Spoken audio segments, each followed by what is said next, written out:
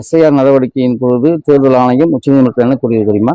இந்த எஸ்ஐஆரின் பொழுது ஒரு வாக்குரிமை இழக்கிறார் அப்படின்னா அவர் இந்திய குடியுரிமை இழக்கிறார் என்கின்ற அர்த்தம் அல்ல, அவர் இந்திய குடிமகனாகவே நீடிக்கிறார், மேல்முறையீடு செய்து ஒரு வாக்குரிமை பெற்றுக் கொள்ளலாம் அப்படின்னு அறிவிச்சிருந்தாங்க.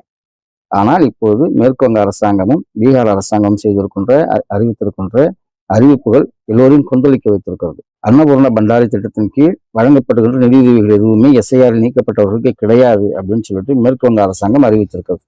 இதேனா அன்னபூர்ணா பண்டாரி திட்டம் ஏற்கனவே திரிணாமுல் காங்கிரஸ் 1500 ரூபாய் ஒரு பெண்டிற்கும் வழங்கி கொண்டிருந்தது. இந்த அன்னபூர்ணா பண்டாரி திட்டத்தின் கீழ் 3000 ரூபாய் ஆளும் பாஜக அரசாங்கம் வழங்குகிறது.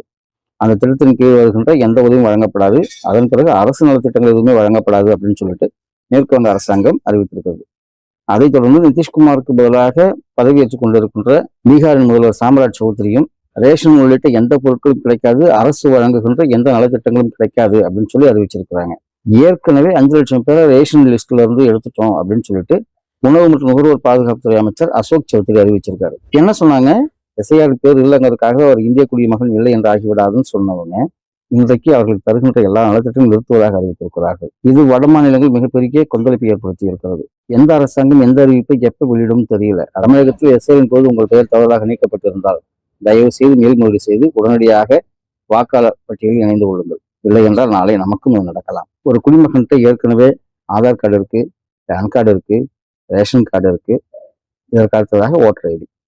இந்த ஓட்டர் ஐடி இல்லை, இந்த ஓட்டர் ஐடி பயனற்றதாக போய்விட்டது, எஸ்ஐஆர்ல பேர் இருக்கிற ஒரு காரணத்திற்காக உச்சநீதிமன்றத்தில் சொல்லிய கருத்துக்கு நேர் எதிராக அரசாங்கங்கள், ஆளுகின்ற அரசாங்கங்கள் இவ்வாறான அறிவிப்புகளை வெளியிடுகிறார்கள். வாக்காளர் பட்டியலில் பெயர் நீக்கப்படுகின்ற ஒரே காரணத்திற்காக அவர் இந்திய குடிமகன் இல்லை என்று ஆகிவிடாது என்று கூறியவர்கள் இன்றைக்கு ரேஷன் கிடையாது, நிதியுதவிகள் கிடையாது, எந்த நலத்திட்டங்களும் கிடையாது என்பதன் மூலம் அவர்களை இந்திய நாட்டின் குடிமக்கள் இல்லை என்று கூறுவதற்கு முயல்கிறார்கள். விழித்துக் கொள்வோம், நம்மை காத்துக் கொள்வோம்.